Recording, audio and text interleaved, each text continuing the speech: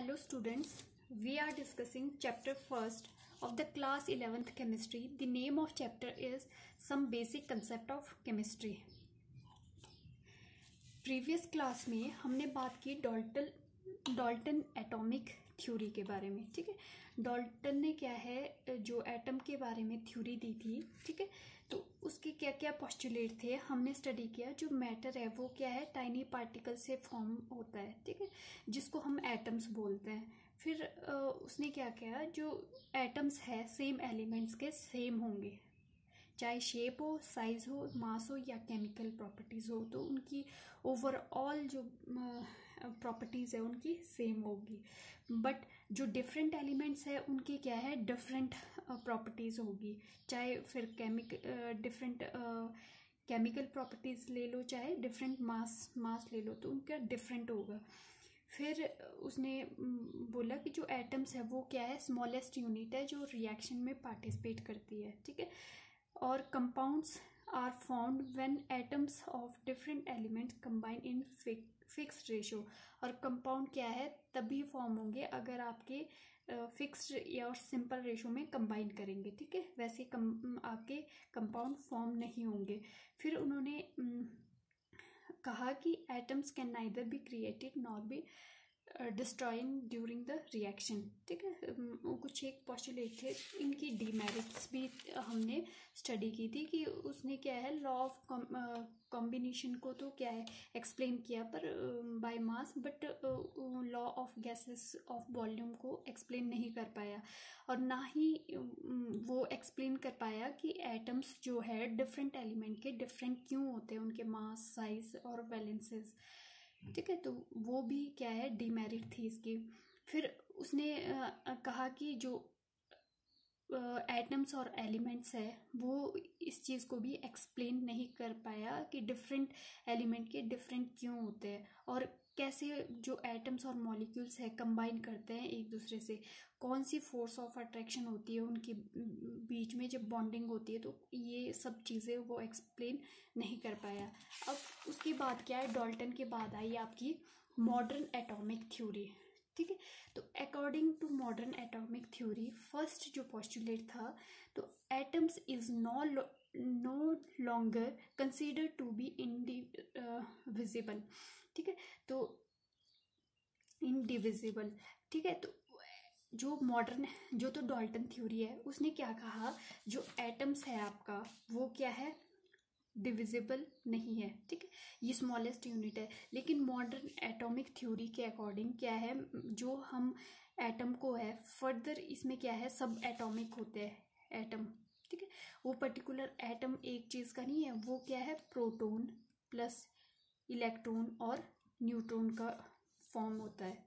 ठीक, तो ये क्या है, इसके सब एटॉमिक पार्टिकल्स है जो इस एक एटम के अंदर मूव करते हैं. ठीक है, सेंटर में क्या है, आपके प्रोटॉन प्लस न्यूट्रॉन होते हैं और इलेक्ट्रॉन इसके अराउंड मूव करते हैं. ठीक है, आगे जो मॉडर्न थ्योरी है वो मिलके जे थॉमसन और आपके जो नील्स बोहर है. ठीक है, उन्होंने क्या है, चैडविक है जिन्होंने इलेक्ट्रॉन, प्रोटॉन, न्यूट्रॉन और न्यूक्लियस की डिस्कवरी की. तो उन्होंने क्या है, new modern atomic theory conclude की डाल्टन थ्योरी से. ठीक है, atoms of same elements may be similar in all respect. अब अकॉर्डिंग टू जो मॉडर्न थ्योरी है, जो एटम्स है सेम एलिमेंट्स के, ठीक है, may be similar in all respect. अब इन्होंने क्या कहा कि जो एलिमेंट है सेम, जो एलिमेंट है, ठीक है, कोई भी, जैसे फॉर एग्जांपल क्लोरीन ले लो. ठीक है, तो इन्होंने कहा कि सब प्रॉपर्टीज सेम हो सकती है, बट कुछ एक क्या है, कुछ चीज़ों से ये डिफर भी हो सकता है. ठीक है, तो कैसे, जैसे एटॉमिक मास है, आइसोबार्स आए, फिर उसके बाद आइसोटोप्स आए. ठीक है, तो उसमें क्या है, एटॉमिक नंबर तो सेम था, जैसे 17 है, तो इसका क्या है 35 एटॉमिक नंबर और 37. ठीक है, तो ये क्या है, आपके आइसोटोप्स है. ठीक है, तो उन्होंने क्या कहा, जो तो आपके डाल्टन है उन्होंने कहा कि सेम एलिमेंट होगा तो सेम प्रॉपर्टीज होगी, चाहे साइज हो आपका, चाहे बाय मास हो, तो एटम्स सेम एलिमेंट के सेम होंगे। लेकिन फिर बाद में क्या है, इन्होंने स्टडी किया कि आइसोटोप्स जो होते हैं तो उसमें क्या है, बाकी तो सेम होगा एटॉमिक नंबर, बट वहाँ पे क्या वेरिएशन हो रही है एटॉमिक मास की, ठीक है। तो जो सेम एटम है वो कुछ प्रॉपर्टीज उनकी डिफर भी हो सकती है, ठीक है। फिर नेक्स्ट जो प्रॉपर्टी है, atoms of different elements may have similar one और मोर प्रॉपर्टीज। अब क्या है, डाल्टन ने क्या कहा, जो एलिमेंट है, डिफरेंट एलिमेंट है, तो उनके जो एटम्स है वो एलिमेंट्स की जो प्रॉपर्टीज़ है वो क्या है, सिमिलर नहीं होगी, चाहे कोई भी प्रॉपर्टीज़ होगी। लेकिन मॉडर्न एटॉमिक थ्योरी में क्या नोट किया गया कि जो एटम्स है, डिफरेंट एलिमेंट है, वो भी कुछ प्रॉपर्टीज़ क्या है, एक दो प्रॉपर्टीज़ सिमिलर सी शो कर रहे हैं। फॉर एग्जांपल, अगर आपके पास पोटाशियम है, कैल्शियम है, ठीक है, तो इसमें क्या देखा कि जो कैल्शियम का एटॉमिक वेट है वो 40 है, पोटाशियम का भी 40 है, और कैल्शियम का भी 40 है, ठीक है। और इसका एटॉमिक नंबर 19 है और इसका 20 है एटॉमिक नंबर, ठीक है। तो इनमें क्या है तो डिफरेंट एलिमेंट, बट जो मास है वो क्या है, सेम है, ठीक है। ऐसे एलिमेंट्स को क्या बोलते हैं, आइसोबार्स, जिनकी क्या है डिफरेंट एटॉमिक नंबर होगा और सेम एटॉमिक मास होगा, ठीक है। तो मास तो इनका सेम था जो मॉलिक्यूल्स का, और बट थे ये डिफरेंट एलिमेंट्स के एटम्स, ठीक है। तो क्या है, कुछ एक दो प्रॉपर्टीज सेम भी हो सकती है, ठीक है। नेक्स्ट है आपका, atoms is the smallest unit which take part in chemical reaction, ठीक है। तो इसमें क्या है, ठीक है, तो atoms is the smallest unit which take part in chemical reaction. Atoms क्या है, स्मॉलेस्ट यूनिट है, जबकि इसकी क्या है, सब एटॉमिक पार्ट है, सब एटॉमिक जो पार्ट है, प्रोटॉन, इलेक्ट्रॉन, न्यूट्रॉन, ठीक है। तो भी क्या है, ये क्या है, स्मॉलेस्ट यूनिट है जो आपकी केमिकल रिएक्शन में पार्टिसिपेट करती है, ठीक है। नेक्स्ट है आपकी, the ratio in which the different atoms combine may be fixed integral but may not always be simple, ठीक है। तो यहाँ पे जो डाल्टन ने कहा था, जब भी आपके कंपाउंड फॉर्म होते हैं, ठीक है, वो क्या है, सिंपल रेशो में आपके फॉर्म होते हैं। फॉर एग्जांपल जैसे H2O 2:1 बाय वॉल्यूम, ठीक है। तो उसके अकॉर्डिंग क्या है, सिंपल रेशो में कंपाउंड हो गए। फिर बाद में क्या देखा गया कि जो आपके शुगर है, तो उसमें क्या है, मॉलिक्यूल्स आपके बिगर फॉर्म हो रहे हैं, ठीक है। जैसे आपके पास शुगर क्या है, C12H22 और O11, तो ये क्या है, कॉम्प्लेक्स स्ट्रक्चर है, ठीक है। तो यहाँ पे रेशियो भी क्या है आपका, कॉम्प्लेक्स है, ठीक है। तो ये क्या है, सिंपल रेशियो में नहीं देखा गया, मॉलिक्यूल जो कंपाउंड आपके फॉर्म हो रहे हैं वो क्या है, कॉम्प्लेक्स रेशियो में भी फॉर्म हो रहे हैं, ठीक है।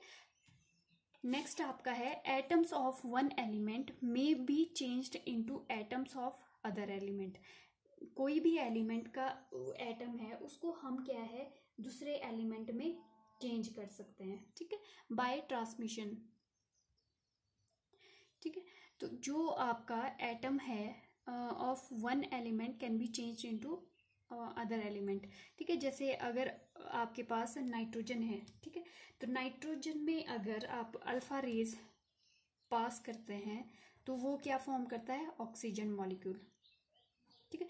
तो हम वन एटम से मतलब सेकंड एलिमेंट के एटम को फॉर्म कर सकते हैं, ठीक है। The mass of atom can be changed into energy. अब क्या है, जो मास है आपका एटम का उसको हम चेंज कर सकते हैं एनर्जी में, ठीक है। आइंस्टाइन ने इक्वेशन दी थी m=mc²। यहाँ से क्या है, हम जो मास को है चेंज कर सकते हैं एनर्जी में, ठीक है। फिर बात करते हैं एटम की, ठीक है। What is atom, the smallest unit of an element which may or may not be independent existence is called atom.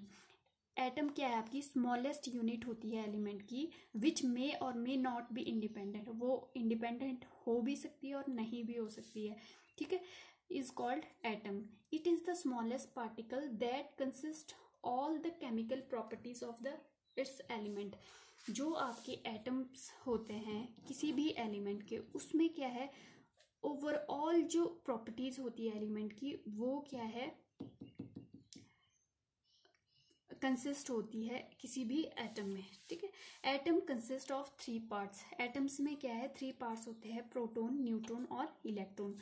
Proton क्या है, पॉजिटिव होते हैं, पॉजिटिवली चार्ज पार्टिकल होते हैं। इलेक्ट्रॉन क्या है, नेगेटिवली चार्ज पार्टिकल होते हैं।